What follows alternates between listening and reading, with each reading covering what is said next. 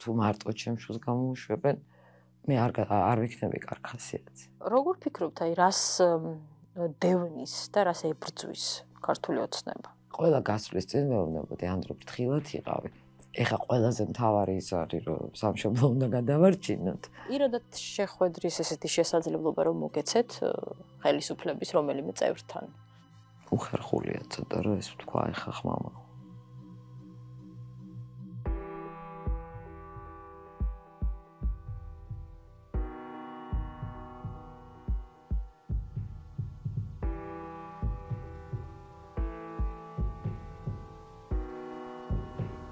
Tweedan ამიოჭროთ გვაყალიბოს არამედ არსულ არაბებად როგორ აფონტო ხილოთ მონოპოლს. ლიკა, მადლობა რომ მოხვედით. ამ წუთებში როცა ამ ინტერვიუს ჩაწერას ვიწყებთ, საქალაქო სასამართლოში მიდის სასამართლოს ხდომა. თქვენი შვილის ანდრო ჭიჭინაძის და აქციებზე დაკავებული სხვა ბიჭებისა. თქვენ არესტრებით სასამართლოს ხდომას მეგონა რომ იქ იქნებოდით და გითხარით კიდეც გუში რომ ხომ არ გადავიტანოთ თქო.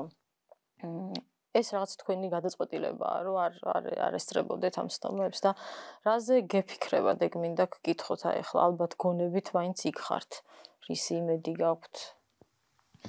ჩემი გადაწყვეტილება იყო, რომ გადაწყვეტილება რაღაც არ შემიძლია ანდროს ნახვა საბრალდებულო სკამზე, რაღაცა და აი ამ რაღაცა იმაში, გისოსებში. ნუ აი არ შემიძლია და ამიტომ აი ბევრი ხალხიც არ შემიძლია რომ რაღაცა აჟიოტაჟი ისა ძალიან მახარებს რომ ძალიან ბევრი ხალხია, მაგრამ მე თვითონაც თითქოს ძალა არა მაქვს ამისი აი დღეს არ შემეძლო არც წინა სასამართლოზე ყოფილვარ არც ეხლა და ამ დროს ალბათ ძალიან უხარია რომ ამდენი ხალხია და ესეთ თანადგომად არის ბოლო ინფორმაცია რაც ახლა გვაქვს დარბაზი შეიცვალა, იმიტომ რომ პატარა დარბაზში ვერავინ ვერ დაეტეოდა, გულშემატკივარი ამ ბიჭებს მართლა ბევრი ყავთ.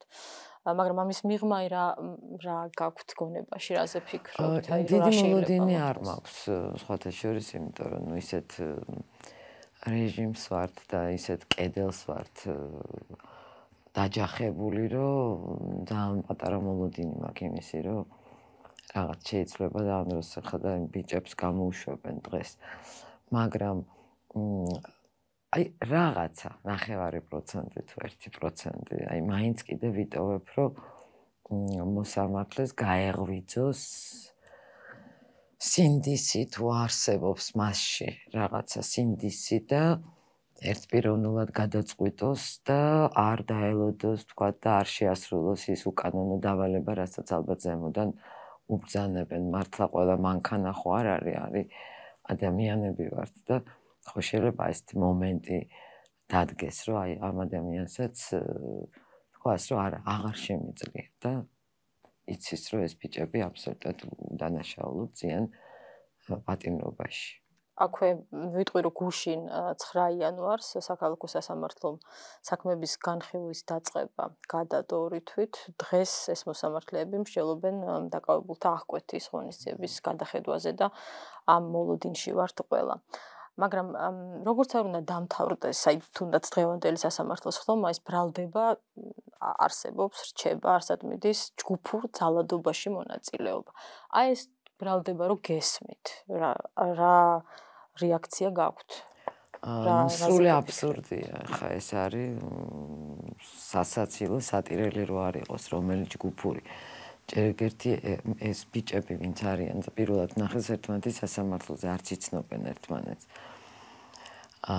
მე რომელ ჯგუფურზე ლაპარაკი, რომელ ორგანიზაციაზე ლაპარაკი, როდესაც ფაქტობრივად ომი გამოუცხადა თავის ხალხს რეჟიმმა. ჯგუფური თავდასხმა იყო მათგან. მათგან იყო ჯგუფური დასხმა, ცემა, ტყეპა, გაზით მოწამლული ხალხია, რა ვიცი, დევნა. ეს იქით მხარეს მოიკითხონ. ის იყო ჯგუფური და ის იყო დანაშაული და ამ ბიჭებს არაფერი არ ჩაუდენიათ საერთოდ გარდა იმისა, რომ იდგნენ თავისი სამშობლოს სადარაჯოზე და იდგნენ იქ, სადაც უნდა მდგარიყვნენ, აუცილებლად უნდა მდგარიყვნენ. ჩვენ საზოგადოებამ დავიგვიანეთ რეაგირება. რატომღაც დავიგვიან ჩვენ უკვე რამდენი წელი ესენი აქ არის იკავებენ ამ ადგილებს და ეს ძალიან მოსალოდნელი იყო ჩემთვის პირადად და მე ვთვლი რომ საზოგადოებამ დავიგვიანეთ რეაგირება.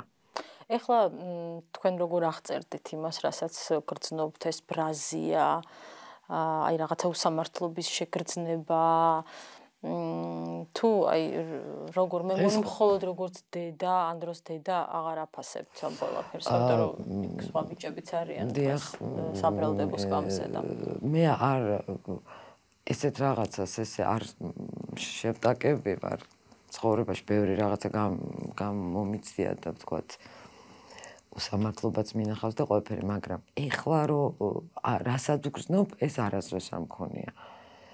უსუსურობა, უსამართლობა, ბრაზი, სასოწარკვეთა, ყველაფერი ერთად არის. აი ყველაფერი ერთად მაგ დღეს რო ესე ვარ, ხვალ ისე ვარ, აი ტალღებად მაგ ეს რაღაცა ესეთი უსიამოვნო შეგრძნება. მე ვთვლი რომ ფართოდ ხედავ რა თქმა უნდა, ეს არ არის რომ აი მე ჩემი შვილი დაიჭირეს და ეხლა ნეტა ჩემი შვილი გამოუშვან და მე არ მინდა რომ მარტო ჩემი შვილი გამოუშვა. თუ მარტო ჩემს შვილს გამოუშვებენ, მე არ ვიქნები კარგ ხასიათზე. იმიტომ რომ არც ერთი დამნაშავე არ არის. არც ერთი ტყვე იქ ვინძის, ეს არის სრულიად შეკერილი საქმეები და სრულიად უსამართლოდ ზიან ეს ბავშვები იქ. თქვენ ხომ არ გინახავთ ლიკა ის ვიდეოები, რომელიც დევს? არ მინახავს. ესეც აი რაღაცა ანდროს ფოტოებს ვერ უყურებ. სასამართლოზე ვერ მივდივარ და ვიდეოებიც არ მინახავს. ნუ ჩემო ოჯახის წევრებმა ნახეს და იმიტომ რომ ეს არ გასაჯაროებულა თვითონ ეს ვიდეოები და ყველა საინტერესებს აი რისთვის ადვოკატმა რაც მომიყვა, რომ ნუ არაფერი არ არის, აბსოლუტურად არაფერი არ არის. ანდროს დაზიანებაც ჰქონდა ფეხზე, იმიტომ რომ რობოკოპებისგან იყო ნასროლი წყლიანი ბოთლი. და სავარაუდოდ ის აიღო და დაუბრუნა. აი ეს როგორც მომიყვან. კიდე იყო რაღაცა ჯოხზე ლაპარაკი, რომელიც ოღონდ ვისხდება ეს ჯოხი არ მიზიანდება, იქ არაფერი არ ჩანსო ადვოკატი ამბობს. ძალიან ახლოს ანდროსთან. ანუ მოქნეულიც არ არის. აი ეს მგონი ეს ორი ვიდეო აქვს სულ და ეხლა როგორც ვიცი ტელეფონია ექსპერტიზაზე წაღებული. მეტი არაფერი არ აქვს, ეხლა როგორც ადვოკატი მეუბნება. დარწმუნებულია რა უნდა გქონდეთ. სანამ ანდროს დააკავებდნენ, თქვენ მხოლოდ მსახიობ ანდრო ჭიჭინაძის დედა იყავით, ხო, თან პოპულარული მსახიობისა. და მისი საქმეც დღეს ერთ-ერთი ყველაზე რეზონანსულია მაინც. შეგიძლიათ გაგვიზიაროთ, როცა ასე უცებ იცვლება რეალობა, ეს რას ნიშნავს დედისთვის? ძალიან ანდრო ძალიან ჩაფლული იყო თავის საქმეში, მართლა თეატრი, კინო, რაცა პროექტზე მუშაობდა. თუ სხვა რეალობა ხო? აინტერესებდა ძალიან ამ პროექტის ბოლომდე მიყვანა. ძალიან ჩაფლული იყო თავის საქმეში და მისთვისაც ალბათ ძალიან მძიმეა, იმიტომ რომ მოწყდა. ნებისმიერი ვინც დაპატიმრებული ახალგაზრდები არიან, ოქროს წუთავს კარგავენ. ეხა ყველაზე მთავარი ის არის, რომ სამშობლო უნდა გადავარჩინოთ. ეგ არის ყველაზე მთავარი ნამდვილად. იმიტომ რომ თუ წავაგებთ ამ ბრძოლას, კინო და თეატრი კი არა, საერთოდ არაფერი არ იქნება. მაგრამ ამ ახალგაზრდებს რეალურად შეუძლიათ ბევრი კარგი საქმის კეთება და აი ესე გამოკეტეს და ოქროს წუთებს აკარგინებენ. მომისმენია, ვინც ციხეში მოხვედრილა ამ სწორედ ამ მოვლენების გამო და ვინც მოგვაწვდენ ხოლმე ხმას გარეთ საზოგადოებას ესეთი რაღაცა, რომ პირველი 3 თვე არისო ყველაზე რთული. ანდრო, თუ იცით როგორ გადის ამ დღეებს მისთვის, მართლაც აბსოლუტურად უჩვეულო უცხო გარემოში. მე მგონია, რომ ძალიან ხნეთ არის, მაგრამ ანდრო არის თვითონ ისე მე რა მაშინებს, რომ ანდრო არის თვითონ ისეთი ტიპაჟი, რაც უნდა გაუჭირდეს, ამას არ გამოავლენს ესეთი, აი რაც აი ტკივილსაც შეიტანს, რომ ძალიან ტკივა რაღაცა, მაგრამ ბავშვობიდან ესეთი იყო, რომ არ გაჩვენებდა და დღესაც ასე ჩანდა, ნახეთ ხო მისი კი, ფოტო. მე ვნახე ფოტო, კი. ესეთი მხნეთ წერი გამოიყურება. ქონია მოშვებული. და ნუ მხნეთალი მირეკავს ხოლმე და დედა რომ კარგად ვარ, შენ არ ინერვიულო, მე აქ უფრო კარგად ვარ, ვიდრე თქვენ იქო. მითხრა, იმიტომ რომ თქვენ არ გინახავთ არც საბატიმროში ჯერ. აპირებთ ისე რომ ნახოთ. აი ხო ამ ეტაპზე არ მინდა. რას ამბობს, აი რას გეუბნებათ გარდა მაგისა, რომ მხნეთ ვარ და ძალიან ცოტა დრო გვაქვს სალაპარაკო, ძალიან ცოტა დრო გვაქვს. რამდენი წუთია ეს? როგორ აქვთ, იცით, წუთები აქვთ რაღაცა თვეში ცოტა და ნუ მარტო მე ხო არა ვარ იქ მე შვილს ურეკავს, ძმას ურეკავს, მამასთანაც უნდა დალაპარაკება. ამიტომ ცოტა ვღელავ ხოლმე, იმიტომ რომ ცოტა რო ვიცი რომ პატარა დრო მაქვს. არ ვიცი, იმდენ რამის მოყოლა მინდა ისეთი. შეიძლება დაგავიწყდეს კიდეც ისეთი. აი ვერაფრით ვერ უყრი ხოლმე რაღაც მას თავს აზრებს.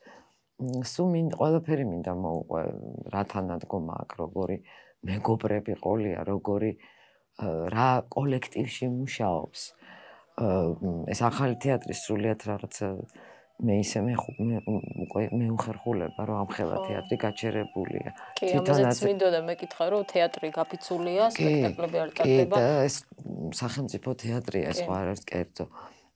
ანდრო ძალიან ღელავს ამაზე, რომ ჩემ გამო ესე მსახიობები გაჩერებულები არიან და თეატრის ხელმძღვანელი დათო დოიაშვილი უბრალოდ მე არ ვიცი რა თქვა, სიტყვებიც არ მყოფნის ისეთი თანადგომა მაქვს. აი თეატრალური უნივერსიტეტის სტუდენტებიც ცალკე აგრძელებენ ამ საპროტესტო სოლიდარობის აქციას. ეს თქვენ როგორც დედას გამხნევებთ? ძალიან მომხნევებს. თეატრალური ინსტიტუტის ბავშვები არიან სრულიად არაჩვეულებრივები, ჭკვიანები, მამაცები, დაუღალავები, ვიცნობ მათ ყველას, თითქმის ყველას, ნიჭიერები ძალიან. ისინიც ოქროს დროს კარგავენ, ხო? არაჩვეულებრივი და ძალიან მაძლევს ძალას, რა თქმა უნდა. ესეთი თანადგომა, ეს რო არ მქონდეს, ალბათ დავწებოდი და სამას გადავიხურავდი. თუმცა ისინიც ასე უყურებენ ამ ბრძოლას, რომ ახლა რადევს სასწორზე. შეიძლება ეს ოქროს დრო საერთოდ აღარ იყოს. რა თქმა უნდა, აი მაგას ვამბობ, რომ თუ არ მოვიგეთ ეს ბრძოლა, არაფერი არ იქნება საერთოდ. საერთოდ არ იქნება. მინდოდა მეკითხა ამ ვისოლის რეკლამაზეც, საიდანაც ამოიღეს ანდროს კადრი, მე ჩვენ მოვისმინეთ განმარტებები ამ კომპანიის მხრიდან, მაგრამ ყველას მაინც გაახსენდა ის ავათხსენებული 37 წელი, როცა რეჟიმი მისთვის არასასურველ ადამიანებს აი შლიდა ფოტოებიდან და ფაჭნიდა. იცით როგორ არის ეს ვისოლის რეკლამა, რეალურად ანდროს მართლა დაუმთავრდა მათთან კონტრაქტი. ეს რეკლამა 1 წლის წინანდელი რეკლამაა და რატო გადაწყვიტეს, რომ ეხლა გაეშვათ ამეჭრ მდგომარეობაში, არ ვიცი, მაგრამ მე ანდროს ვკითხე ტელეფონში, რომ მოთხარი ამოგჭრეს და აქვთ მეთქი უფლება და უფლება როგორ არა აქვთ. ხო შეეძლოთ რა მოიჭრა. იმიტომ რომ მე კონტრაქტი გავწყვიტეო. მაგათ უნდა დაერეკათ ჩემთან და მე მეკითხა ანდროსთვის, რომ აგრძელებ თუ არა კონტრაქტს. ეს არ გაუგეთებიათ. მაგრამ ნუ სამართლებრივად შეეძლოთ ამოჭრა. უბრალოდ აქ მორალური მხარეა და რაღა მაშინ, როდესაც ადამიანი ციხეში ზის. მე ველაპარაკე გენერალურ დირექტორს, ბოდიშებიც მიხადეს. არა, განცდა როგორი გქონდათ მაინც აი. ძალიან სიამოვნო, ნუ მართლა 37 წელი ხო არ არის. ნუ არის ფაქტიურად, მაგრამ ნუ ძალიან სიამოვნო. არ მიკვირს. აღარ მიკვირს ნამდვილად. აი რატომღაც ესე მოხდა გური მიგრძნობდა თუ რა იყო ბოლოსკენ აი სანამ რუსული კანონი და სამბავი იქნებოდა სულ ვკითხულობდი ისეთ ლიტერატურას შალამოს, სოჟენიცინს და იქ აი პერიოდზე და ციხეზე გადასახლებაზე რუსულ ფილმებსაც კი უყურებდი აი ამ თემაზე 37 წელზე რუსულ ფილმებს არ უყურებ, მაგრამ არ ვიცი რატო მიმიზიდა ამ თემამ და თურმე ეს გველოდება გაგიგრძელდათ რეალობაშიც, ხო? ისე როგორ ფიქრობთ, ლიკა, რადგან ანდრო არის ცნობილი ადამიანი?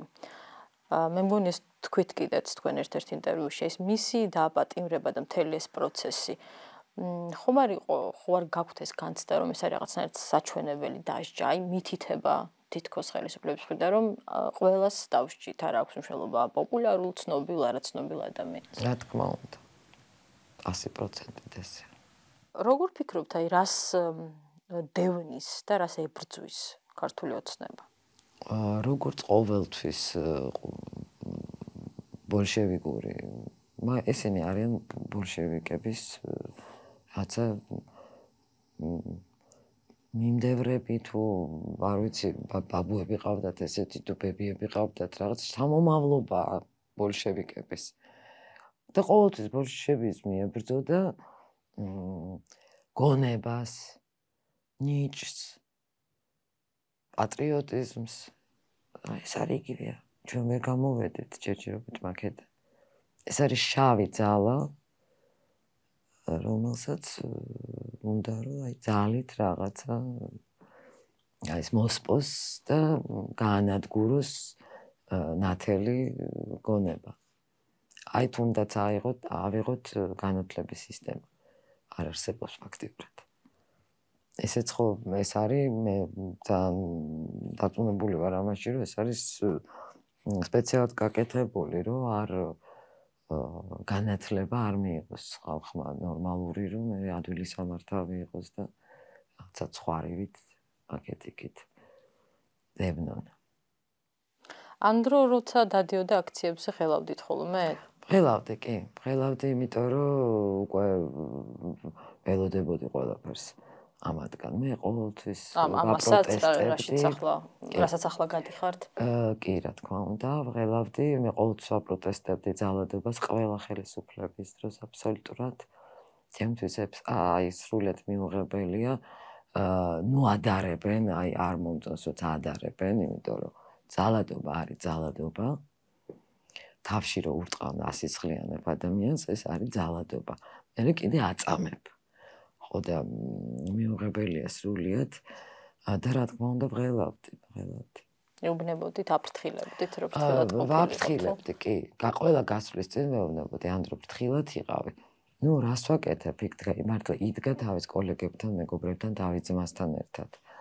მაინც ვეუბნებოდი, რომ ფრთხილად იყავ და მე როგორ დაიწყო ეს დარბევები და ცემატყება და რასაც მე უყურე ეს რაღაცა ცუდად ხვდები, ეხლაც რომ ახსენდება ეს ბიჭები. იქ უკვე ძალიან ნერვიულობდი და ეს კიდე უფრო აღელვებული ჩანდა ანდროცა ეს ძალადობრივი რაღაცა კოშმარი დაიწყო. ეს ახალგაზრდები, ეს არ არის, ეს სხვა თაობაა. მე სხვაგანაც თქვი და ეხლაც კიდე გავიმეორებ, რაც ეგეთი სიტყვა ვიპოვე, აი ამ ეს არის რაღაც დაბადება, ეხლა ეს არის რენესანსი. რენესანსია ნამდვილი, იმიტომ რომ ეს არის, ეს ახალგაზრდები არიან ლამაზები, ჭკვიანები, მამაცები და ძალიან უყვართ თავის ქვეყანა. და არ უნდათ რუსეთის ქვეშ და ჩექმის ქვეშ ცხოვრება და ეს ვერ მინელდება უბრალოდ, იმიტომ რომ სრულიად ახალია. აი თვითონ ეს აქციებიც არის 9 აპრილიდან მოყოლებული, მოვდივარ აქამდე. მე მსგავსი აქციები არ მინახავს. სრულიად ახალი, ჯიუტი, ლამაზი და პერფორმანსებიც სავსე არაჩვეულებრივია, სრულიად არაჩვეულებრივი და არ არსებობს ამის და მკვეთრი მიზნით, როცა აბსოლუტურად მიზნით. მაგრამ აი მაინც მიუხედავად ყველაფრისა, საბოლოოდ ალბათ მაინც ბოლოს მიდიხართ იქამდე, რომ თქვენი შვილი დღეს არის ციხეში, ხო და აი თუ წარმოიდგენთ ხოლმე, რომ რამდენიმე წელი და 4-დან 6 წლამდეა საუბარი მან გაატაროს გისოსებს მიღმა და როცა ამაზე ფიქრობთ, როგორი არის გონებაში თქვენთვის? მე მაგაზე არ ვფიქრობ, რომ 4 წელი და 6 წელი იშდება, არც ჩემი შვილი და არც სხვა. არ ვფიქრობ მაგაზე, იმიტომ რომ წარმოუდგენელია ხა ეს თუ ჩვენ ვიბრძვით, უნდა მალე გავიმარჯვოთ და ეგ არის წარმოუდგენელი და არც იჯდება, არც ერთი ბავშვი არ იჯდება 4 წელი და 6 წელი და 9 წელი რა მუხლიც აქვს წაყენებული. ამაში დარწმუნებული ვარ. მაგაზე არ ვფიქრობ. მაგაზე ვფიქრობდი, ალბათ კიდევ უფრო ძალიან უკიდურეს ზომებზე წავიდოდი, მაგრამ ჯერჯერობით ამაზე არ ვფიქრობ. ხო, თქვენ თქვით კიდეც ერთ ინტერვიუში, რომ აი გამწარებულ დედებზე უარეში და საშიში არავინ არ არის, რომ რამდენიმე მაგალითი ამის გვაქვს სხვადასხვა თემებს თუ გავიხსენებთ, რას მიაღწიეს დედებმა პროტესტით და ასევე თქვით, რომ ეს ბრძოლა იქნება შეუპოვარი და ბოლომდე. ხო, აი როგორი იქნება, როგორ წარმოგიდგენიათ, აი სადამდე შეიძლება რომ მიხვიდეთ ამ ბრძოლაში? თუ იქნება შეუპოვარი, თუ იქნება ესეთი პრინციპული, როგორც დღეს არის და კიდევ უფრო გაიზრდება ეს ზეწოლა, მივა იქამდე, რომ მოუწევთ დათმობა, იმიტომ რომ დასავლეთის გვერდზე გვიდგას ამერიკის შეერთებული შტატები უკვე მძიმე სანქციებს ამზადებენ და ნელ-ნელა ეს უბრალოდ ვერ ფუნქციონირებს ქვეყანა და მოუწევთ დათმობა. ჩამოიშლება ეს ყველაფერი. ჩვენ არ ველოდებით, როდის ჩამოიშლება. ჩვენ ვაკეთებთ ჩვენ საქმეს და აუცილებლად უნდა პრინციპულად მივიდეთ ბოლომდე. ბოლოს მინდა იცით რა გკითხოთ, ლიკა, აი პირადად შეხვედრის ესეთი შესაძლებლობა რომ მოგეცეთ ხელისუფლების რომელიმე წევრთან. რას ეტყოდით? არ მინდა ვთქვა, რას ვეტყოდი. და რას მოვიმოქმედებდი. უხერხულია ცოტა რომ ეს ვთქვა ეხა ხმამა. კეთილი, დიდი მადლობა.